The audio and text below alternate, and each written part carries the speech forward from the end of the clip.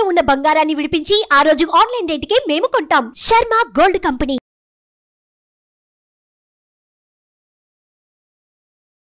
శుక్లాంబరధరం విష్ణుం సశివర్ణం చతుర్భుజం ప్రసన్నవదనం ధ్యాయేత్ సర్వవిఘ్నోపశాంతయే అగజాన పద్మార్కం గజాన మహార్నిశం అనేకదంతం భక్తానాం ఏకదంతం ఉపాస్మహే.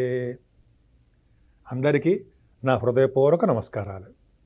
ఇప్పుడు మనం జూన్ నెల 1 తారీఖు నుంచి 30 తారీఖు జూన్ 2024 వరకు కూడా 12 రాశుల వాళ్ళకి గ్రహాలు ఇచ్చే ఫలితాలు ఎలా ఉండబోతున్నాయో తెలుసుకుందాం. కుంభరాశి వాళ్ళకి బాగుందంటే పర్వాలేదు. మీ రాశిలోనే శని ఉండడం తప్పండి.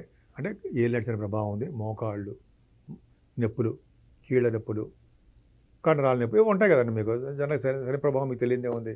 అందుకని గాయత్రి మంత్రం చేసేవాళ్ళకి, నిరంతరం మనసులో చేసేవాళ్ళకి, అలాగే పెద్దలు పూజించే వాళ్ళకి, తల్లిదండ్రులు అనమాట, అలాగే సేవ చేసుకోవడం, వృద్ధులకి సేవ చేసుకునే వాళ్ళకి అద్భుతమైన ఫలితాలు ఉంటాయండి. ఓం సం శనేశ్వరాయ నమః, ఓం సం శరవణ భవాయ నమః. శరవణ భవ అంటే సుబ్రహ్మణ్యుడు, ఓం సం శనేశ్వరాయ శని భగవానుడు. ఇద్దరు మంత్రాలు చెప్పించండి, అద్భుతమైన ఫలితాలు ఉంటాయి. రాహువులో ద్వితీయ భావం రాహు ఉంటే ధనాన్ని ఇస్తాడండి, అందులో డౌట్ లేదు. కానీ పెద్దవాళ్ళ తగాదాలు ఇస్తాడు. ధనవంతులతో కొద్దిగా మంచి వాళ్ళతో మనస్పర్ధలు కలిగేట్ చేస్తూ ఉంటాడు. ఉన్న ఊరి నుంచి ప్రయాణం చేస్తుంటాడు. 3వ భావంలో కుజుడు కొద్దిగా ఇబ్బందికరంగా ఉంటుందండి. అంటే 3వ భావంలో కుజుడు ప్రయాణాల్లో ఇబ్బంది కలిగిస్తుంటాడు. మీ తోబుట్టువులు, మీ తమ్ముళ్ళకో చెల్లెళ్ళకో అయితే కొంతమందికి చిన్న ఇబ్బందులు కలిగించడానికి అవకాశాలు ఉంటాయి. వాటి గురించి ప్రత్యేకంగా చెప్పమని తెలుసుకోవాల్సిన అవసరం ఏముందండి. చిన్న ఇబ్బందులు ఉంటాయండి, అయితే ప్రాబ్లం లేదు. కానీ 4వ భావంలో మాత్రం మీకు అదృష్టం ఉందండి. మీకు అదృష్టం ఎక్కడ ఉందంటే 4వ భావం. ఎందుకు? రవి, బుధ, గురు, శుక్ర, చంద్రులు 5 గ్రహాలు కుంభరాశి వాళ్ళకి, 5 గ్రహాలు వృషభ రాశిలో ఉన్నాయి. ఏం చెప్పాలి? వృషభ రాశి వాళ్ళకి 4వ భావంలో రవి, బుధులు ఉన్నాయి. సూక్ష్మ బుద్ధి ఉంటుంది, తెలివితేటలు ఎక్కువ ఉంటాయండి. ఫైనాన్స్ రంగంలో ఉన్న వాళ్ళకి బాగా అభివృద్ధి ఉంటుంది. Finance, chart accounts, cost accounts అంటాం కదా. అలాగే 4వ భావం బాగుందంటే మీకు వస్త్రాలు బాగుంటాయండి, ఆభరణాలు బాగుంటాయి ఎక్కువ. పైగా సంగీతంలో బాగా రాణిస్తారు. అలాగే గురు బుధులు కాంబినేషన్ వల్ల జ్యోతిష్య పండితులకి, అంటే ఆస్ట్రాలజర్స్కి గణితంలో బాగా గణితంలో బాగా ప్రావీణ్యత ఉంటుంది, ఆసక్తి ఉంటుంది. అలాగే సైంటిస్టులకి, అలాగే మిగతా చాలా మందికి 4వ భావం చాలా బాగుంటుందండి. అలాగే బుధ శుక్రుల కాంబినేషన్ వల్ల వస్త్రాలు బాగా కొనుక్కుంటారు. సినిమా, కళారంగం అదొకటి. ఆభరణాలు, వాహనాలు, విద్య ఎంత బాగుందండి. ముఖ్యంగా ల్యాండ్స్, ఇళ్ళు కొనుక్కోవడానికి అవకాశాలు ఎక్కువ. చంద్రుడు బాగున్నాడు కదా, ఒక రాష్ట్రాధిపతి, ఒక ఉచ్చస్థానాధిపతి 4వ భావంలో ఉన్నాడంటే 5, 6, 7 తారీఖులో శుభాలు జరుగుతాయి. మీకు మంచి అవకాశం, మంచి శుభాలు ఉంటారు మీరు. మీకు ఏలేటి ప్రభావం ఉందని చిన్న దోషం తప్ప అన్ని శుభాలు జరగడానికి 4వ భావం రెడీగా మీకు ఉంది జూన్లో. అలాగే పంచమాధిపతి బుధుడు 5వ భావంలో ఉండడం, శుక్రుడితో కలిసి ఉండడం, 4th హౌస్ లార్డ్ కేంద్రాధిపతి శుభుడు కొండలో ఉండము, బుధుడితో కలిసి ఉండడము, రవితో కలిసి ఉండడము.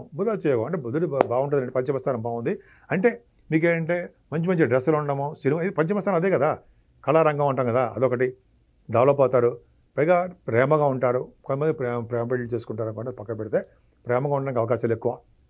స్పోర్ట్స్లో బాగా రాణిస్తారు, విదేశాలు వెళ్తారు, అవార్డులు వస్తాయి. అలాగే మీకు మాట నేరపత్రం ఎక్కువ, ముఖవర్చస్సు బాగుంటుంది. ఎంత బాగుందండి పంచమస్థానం. కొంతమంది పంచమస్థానం రవి, బుధులు, శుక్రుడు ఉన్నాడంటే మంత్రి పదవులు వస్తాయి, మంత్రసిద్ధి కలుగుతుంది. అలాగే శుభకార్యాలు చేస్తారు, శుభవార్తలు వింటారు. 5వ భావం ఎంత బాగుందండి. స్టాక్ అండ్ షేర్ మార్కెట్లో వాళ్ళకి దిల్దారుగా అంటారు సరే, అది చాలా బాగుంటుందండి, బాగా డబ్బు సంపాదించుకుంటారు. అలాగా 5వ భావం కింద జన్మ చేసిన పుణ్యఫలం బాగుంది.